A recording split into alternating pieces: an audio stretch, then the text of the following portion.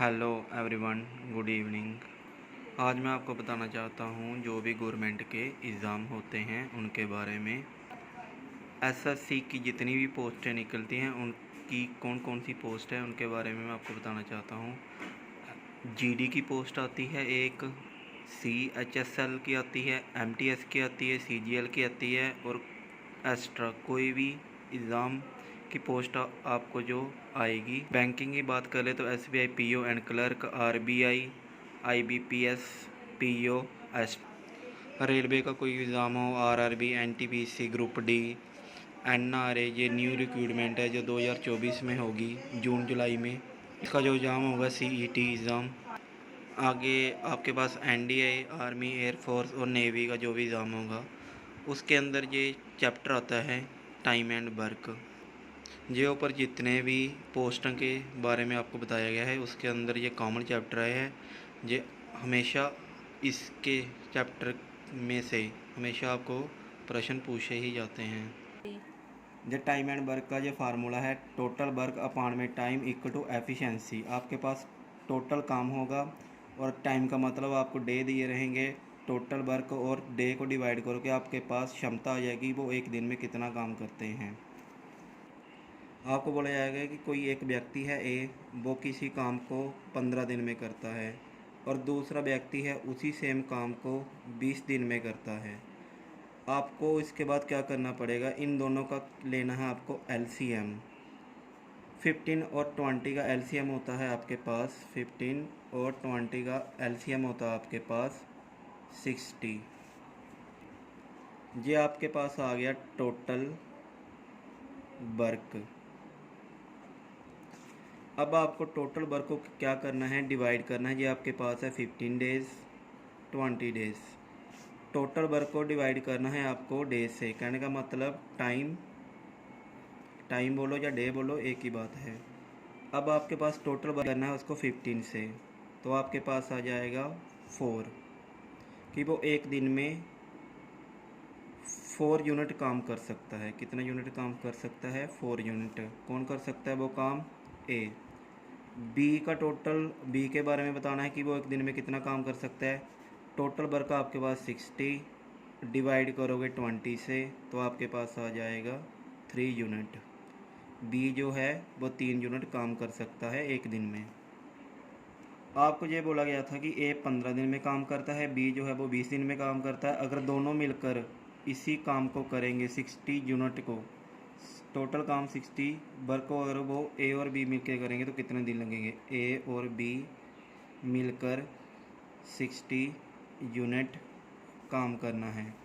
ए एक दिन में 4 यूनिट काम करता है और बी एक दिन में 3 यूनिट काम करता है। टोटल काम कितना है? 60 यूनिट। अब ए और प्लस 4 + 3 कितना हो जाएगा? 7 इक्वल टू 60 यूनिट। अब आपको क्या करना है? डिवाइड करना है 60 से। 60 डिवाइडेड बाय 7।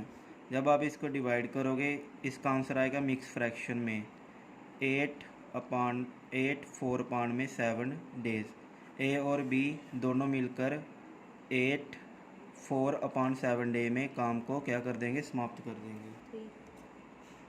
ये आपके पास फर्स्ट क्वेश्चन है टाइम एंड वर्क का। ए किसी एक काम को 10 दिन में करता है, बी उसी सेम काम को 15 दिन में करता है। वह दोनों मिलकर उसी सेम काम को कितने दिन में करेंगे? तो इसका सॉल्यूशन स्टार्ट करते हैं।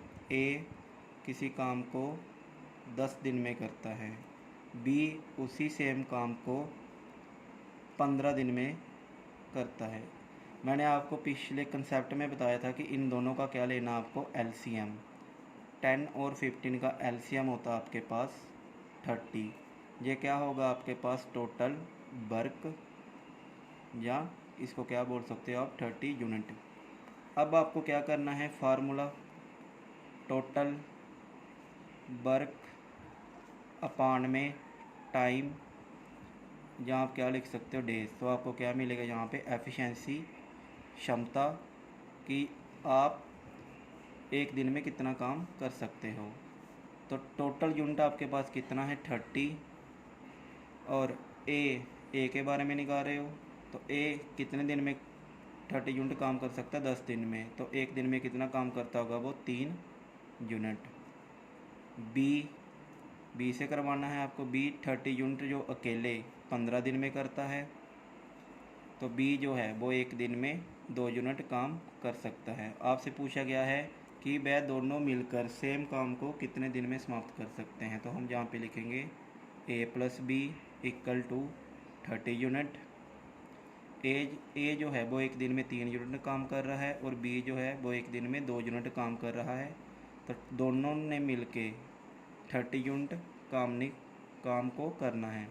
तो हम यहाँ पे लिखेंगे 30 / 5, तो 5 1 5 और 5 6 कितना होता है 30, तो दोनों मिलकर उस काम को 6 दिन में कर देंगे। Option number A.